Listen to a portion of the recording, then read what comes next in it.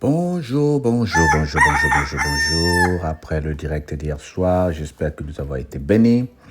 En tout cas, le Seigneur est merveilleux. Il est vraiment merveilleux.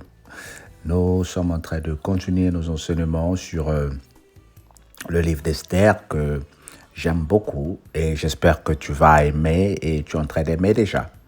Et là, nous lisons Esther chapitre 2, les versets 11. Nous allons lire les versets 11 jusqu'au verset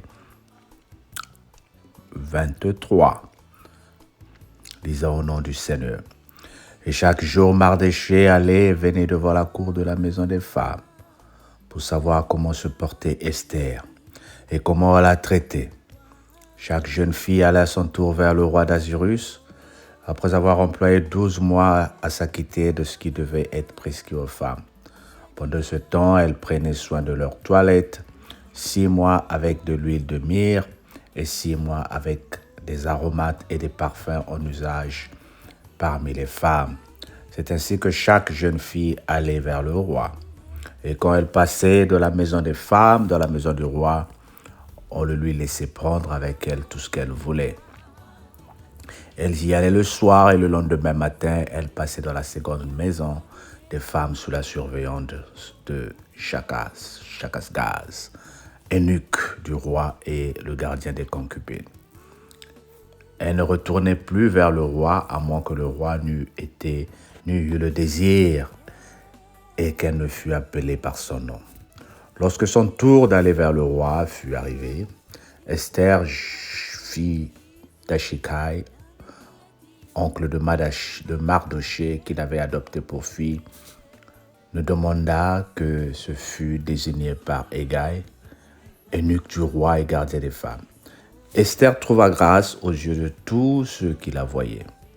Esther fut conduite auprès du roi, Assyrus dans sa maison royale.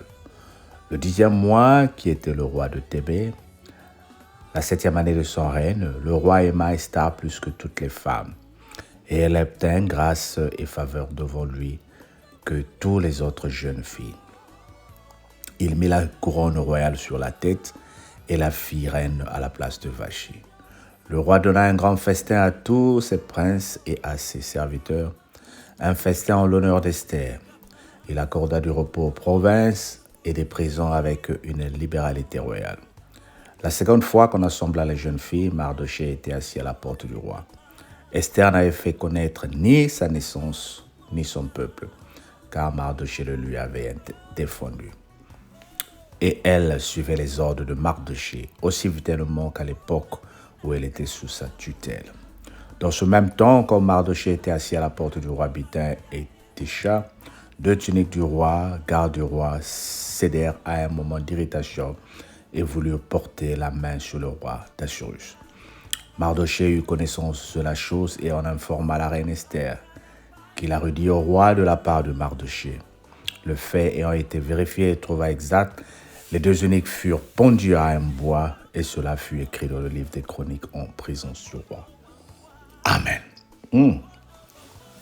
Livre Macambo, comme on dit en lingala, ce livre est bon, il a des problèmes, il a des sujets compliqués. Alors le roi fait continuer le tour de ses concubines, les femmes qui défilent pour passer la nuit avec lui.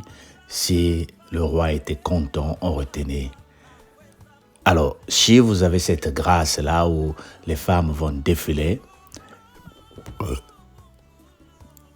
et c'est difficile pour vous si vous ne faites pas attention, d'établir un choix.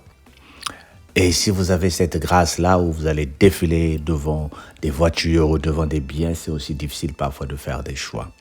Mais il faut que la personne ou la chose que vous allez choisir soit une chose prédestinée. Comme je te dis, au Romains 8, Dieu nous a prédestinés. Il y a quelque chose de très important que nous devons retenir ici. Esther venait du peuple juif, le peuple élu de Dieu, le peuple prédestiné, bien qu'elle était orpheline, mais elle avait une grâce, elle avait une sémence en elle. La deuxième chose est que Esther était à l'écoute de Mardochée qui lui donnait des instructions. Est-ce que nous sommes en train de comprendre? C'est ce que nous sommes. La première des choses, nous sommes des chrétiens. Et la deuxième chose, il y a la parole de Dieu qui nous enseigne, qui nous a été donnée, qui nous est donnée tous les matins, qui nous est donnée tous les jours. Est-ce que tu es en train de comprendre comment tu es en train de devenir l'Esther de ta vie? Tu es déjà un peuple élu, tu es déjà parmi le peuple élu, tu as déjà la grâce de Dieu, mais il y a quelque chose de très important que tu dois te retenir ici. La parole, les conseils de Mardochée, les enseignements de Papa Alain, les enseignements que tu écoutes à la prière, les enseignements que tu écoutes dans la cellule, les prédications que tu reçois à l'église, ça fait de toi une femme de valeur. Ça fait de toi une femme de valeur. Ça fait de toi un homme prêt. Est-ce que tu es en train de comprendre? C'est ça la valeur que nous avons dans le Seigneur. Voilà pourquoi ces paroles qui tombent jour et nuit ne sont pas là pour passer ton temps. Voilà pourquoi je vais t'encourager, la sœur Solange de Lyon, de continuer à écouter la parole de Dieu parce qu'elle est en train de faire de toi une femme de valeur. Elle est en train de te préparer déjà et le choix sera facile. Nous sommes en train de voir ici que le fait que Esther s'est présentée au roi, elle a été choisie. Le roi l'a établie reine, sans discussion, sans consultation. Bien-aimé, je suis en train de déclarer que tu vas être choisi. Je suis en train de déclarer que tu vas être établi. Et regarde comment Dieu établit les connexions. Dans cette nomination-là, Esther est en train de accorder aussi la sécurité du roi. Parce que Esther est parent de Mardochée qui apprend au niveau de la sécurité de Mardochée qu'il y a un complot qui se prépare contre lui. Voilà pourquoi je t'encourage de ne pas oublier d'où tu viens. Aujourd'hui, nombreux d'entre nous, nous avons cassé les liens avec nos parents. Nous avons cassé les liens avec les cellules.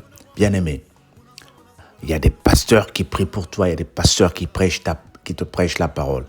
Quand Dieu t'élève, continue à les honorer. Continue à avoir des contacts avec eux. Quand Dieu te lève, continue à avoir des contacts avec tes parents. Parce qu'ils viendront te dire.